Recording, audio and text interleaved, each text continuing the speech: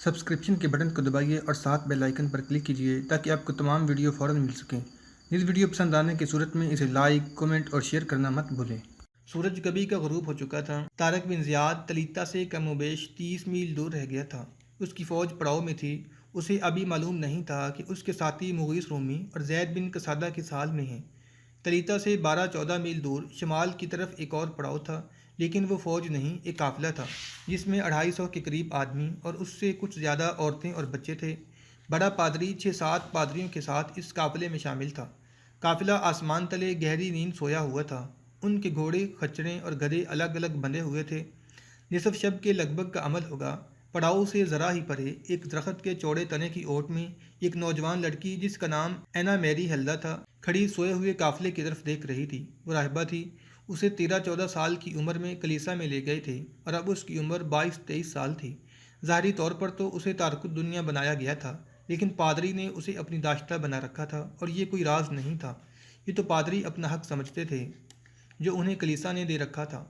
सोए हुए काफ़िले की तरफ से एक स्याह साया उसकी तरफ चला और आहिस्ता आहिस्ता रेंगता सरकता उस तक पहुंचा। इतनी देर से इंतज़ार कर रही हूँ, एना मैरी ने कहा। तुम इस तरह क्यों आ गए हो जिमी? घोड़े कहाँ हैं? फ़ौरन घोड़े लाओ, हमें यहाँ से वापस जाना है।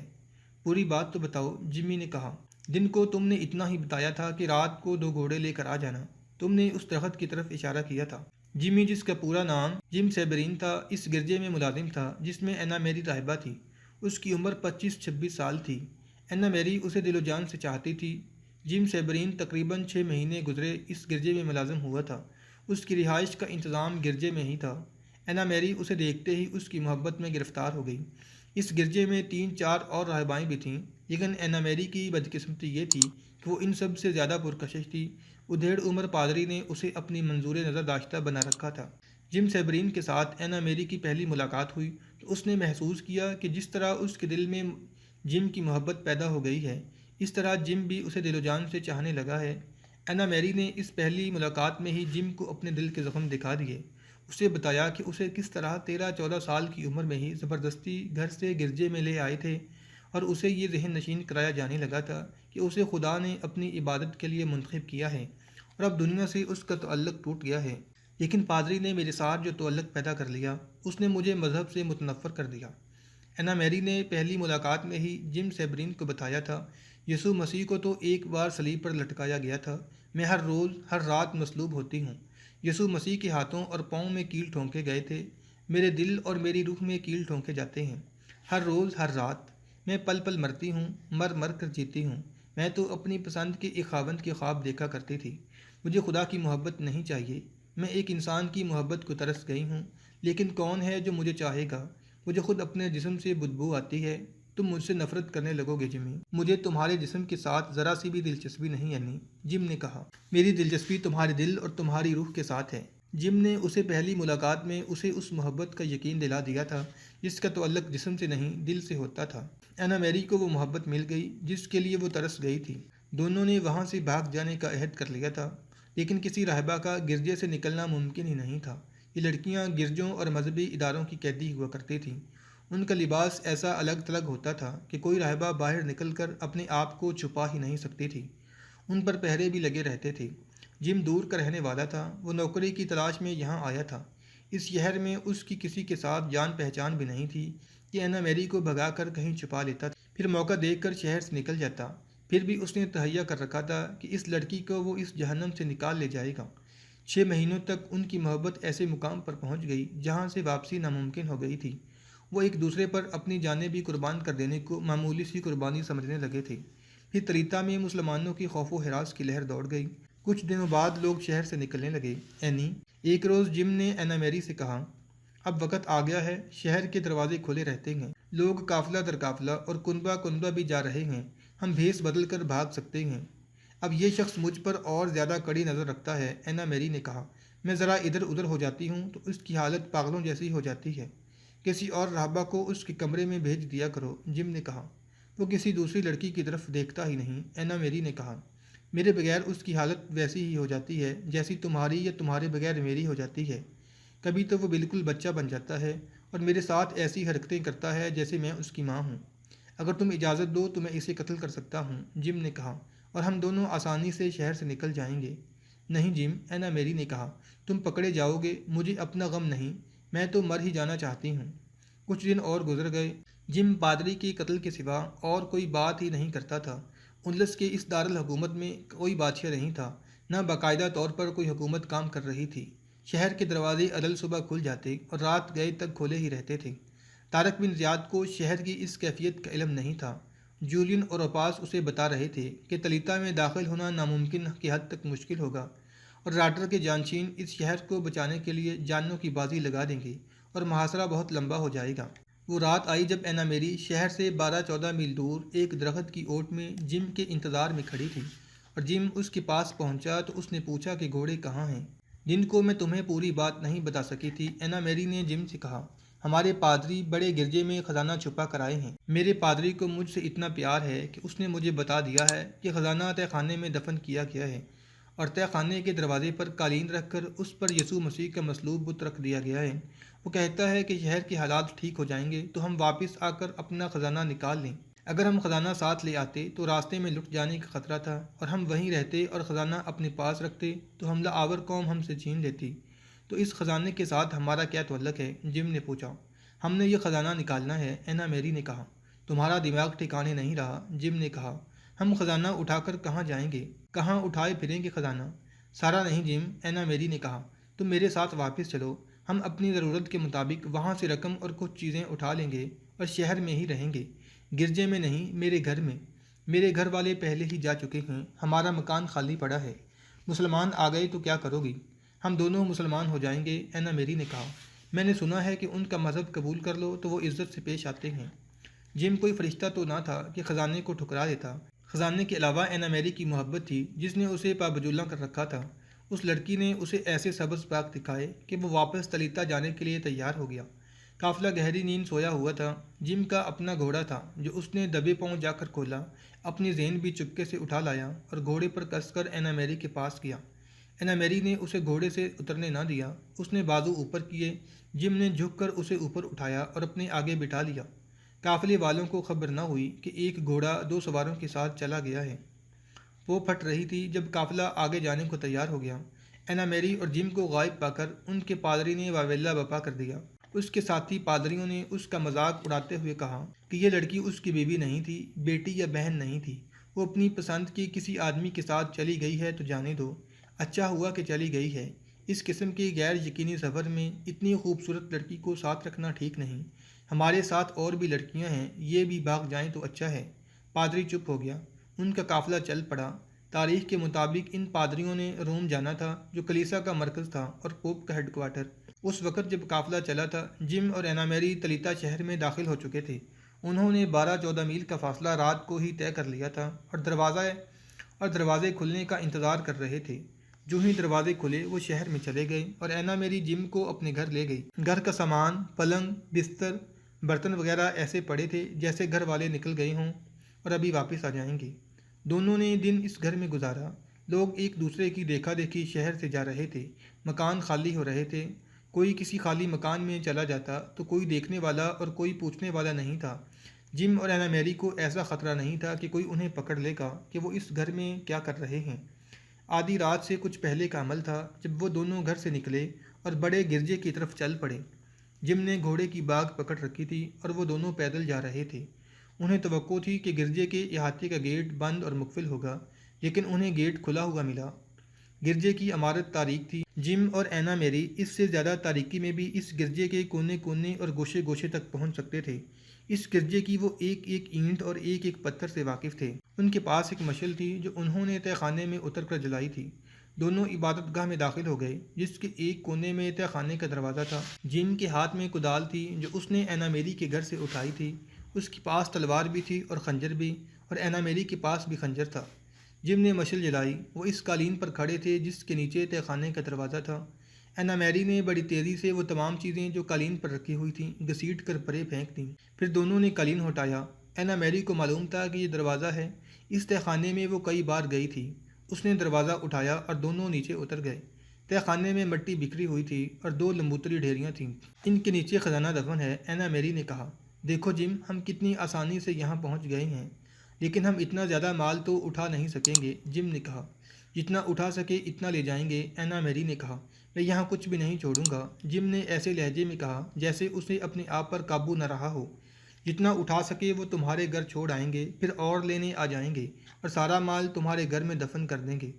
مسلمان آ گئے تو ہم اس خزانے کی خاطر مسلمان ہو جائیں گے، پھر وہ ہمارے گھر میں لوٹ مار نہیں کریں گے۔ گھر میں ہم عیسائی بنے رہیں گے اور اپنی عبادت کیا کریں گے۔ مجھے مذہب کے ساتھ کوئی دلچسپی نہیں، اینا میری نے کہا۔ کوئی عیسائی ہو یا مسلمان، میرے لیے سب ایک جیسے ہیں۔ تم ایک ڈیری کھودو۔ کھدائی کی ضرورت نہیں تھی، مٹی ہٹانی تھی جو جم نے بہت تیزی سے ہٹانی شروع کر دی۔ ڈیری فوراً ہی ختم ہو گئی۔ کچھ اور مٹی ہٹائی تو جم یوں بدک کر پیچھے ہٹ گیا جیسے پھندار سانپ نے اچانک نکل کر اس پر حملہ کر دیا ہو۔ کیا ہے؟ اینا میری نے پوچھا۔ آگے آ کر تم بھی دیکھ لو خزانہ، جم نے کہا۔ اینا میری کے ہاتھ میں مشل تھی، وہ گھڑے کے پاس آئی تو اس کی چیخ نکل گئی۔ گھڑے میں 3 لاشیں پڑی ہوئی تھیں۔ لاشوں کو دیکھ کر خوف تو آنا ہی تھا، لیکن ان لاشوں کے سر ان کے ساتھ نہیں تھے۔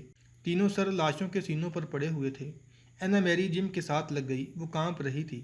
ان کا تو ابھی خون بھی خشک نہیں ہوا، جم نے کہا۔ ایسا لگتا ہے جیسے تھوڑی ہی دیر پہلے انہیں قتل کر کے یہاں دفن کیا گیا ہو۔ انہیں قتل کیوں کیا گیا ہے؟ اینا میری نے پوچھا۔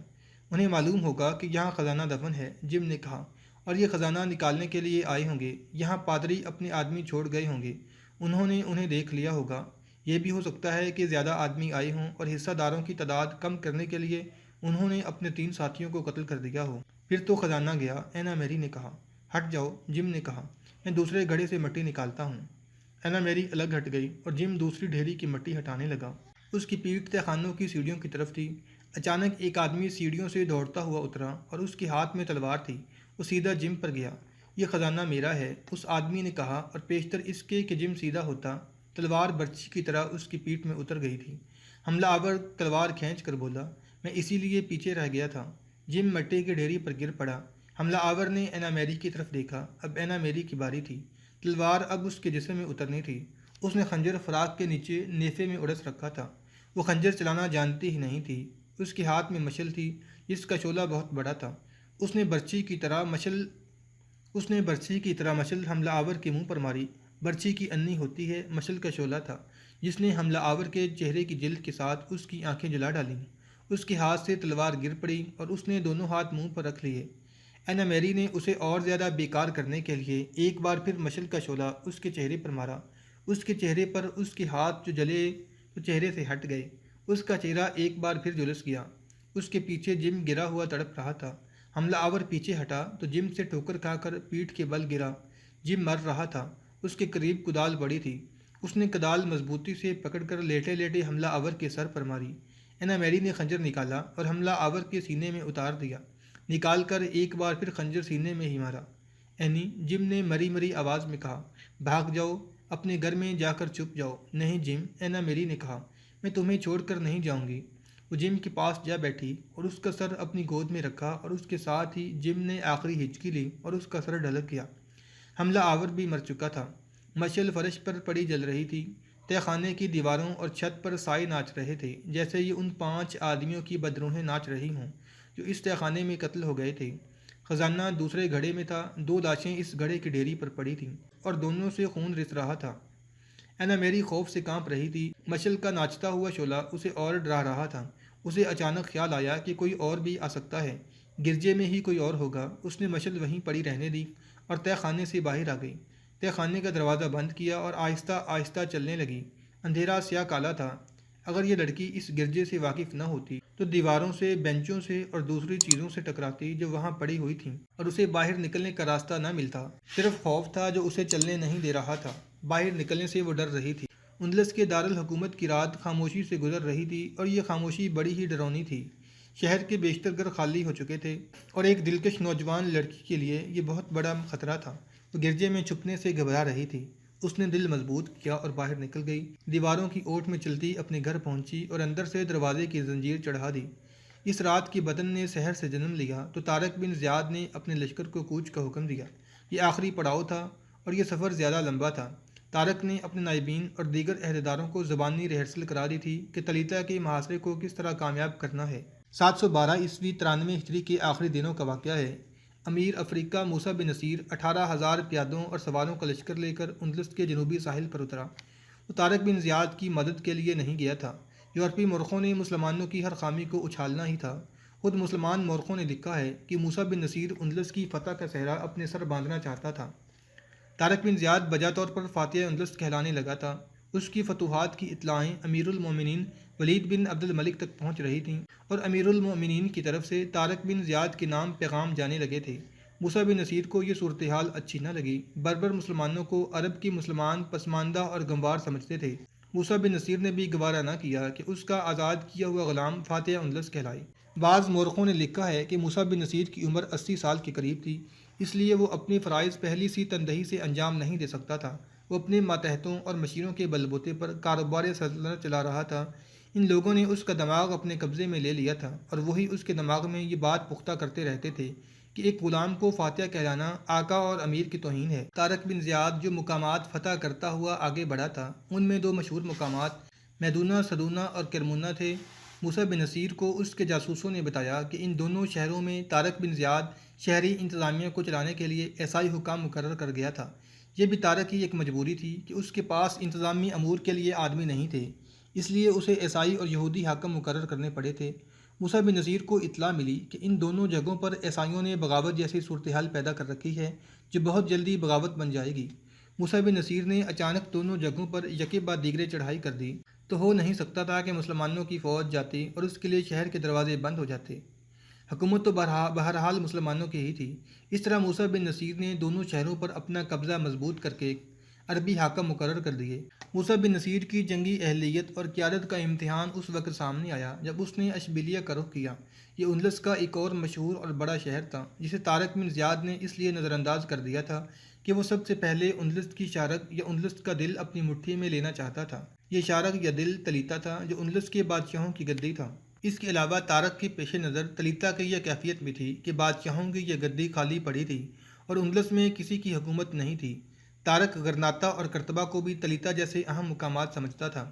پروفیسر ڈوزی نے لکھا ہے کہ یہ تین مقامات ہاتھ آ جانے سے باقی مقامات کی کوئی حیثیت نہیں رہ جاتی تھی۔ وہاں کی فوج نے از خود ہی ہتھیار ڈال دینے تھے۔ طارق بن زیاد کی جنگی فہم و فراست کا کرشمہ تھا کہ اس نے اعلیٰ تدبیر کو بروئے کار لا کر کم سے کم فوجی طاقت سے زیادہ فائدہ حاصل کر لیا۔ موسیٰ بن نصیر نے اپنے جاسوس پہلے ہی اشبیلیہ بھیج دیے تھے۔ اس کے علاوہ اس نے میدونہ، سیدونہ اور کرمونہ کے سرکردہ لوگوں سے اشبیلیہ کے متعلق احوال و کوائف معلوم کر لیے تھے۔ اس نے اس شہر کا محاصرہ کر لیا تو اسے توقع تھی کہ اتنی زیادہ فوج سے وہ قلعہ بند شہر کو بہت جلدی فتح کر لے گا، لیکن وہاں کی فوج نے ایسا طریقہ کار اختیار کیا جو ظاہر کرتا تھا کہ اس شہر کو اتنی آسانی سے نہیں لیا جا سکے گا جتنی موسیٰ بن نصیر کو توقع تھی۔ اشبیلیہ والوں نے دفاع کا انداز یہ اختیار کیا کہ علل صبح اچانک شہر کے دروازے کھلتے اور گھڑ سوار بند توڑ کر آنے والے سیلاب کی طرح باہر نکلتے اور مسلمانوں پر حلہ بول دیتے۔ وہ جم کر نہیں لڑتے تھے بلکہ تلواریں اور برچیاں چلاتے آگے نکل جاتے اور واپس شہر میں چلے جاتے تھے۔ ان کا کوئی پتہ نہیں چلتا تھا کہ کس وقت وہ کس طرف سے باہر نکلیں گے۔ موسیٰ بن نصیر نے اس صورتحال کا مقابلہ کرنے کی بہت کوشش کی، لیکن محاصرہ طول پکڑتا گیا اور 1 مہینہ گزر گیا۔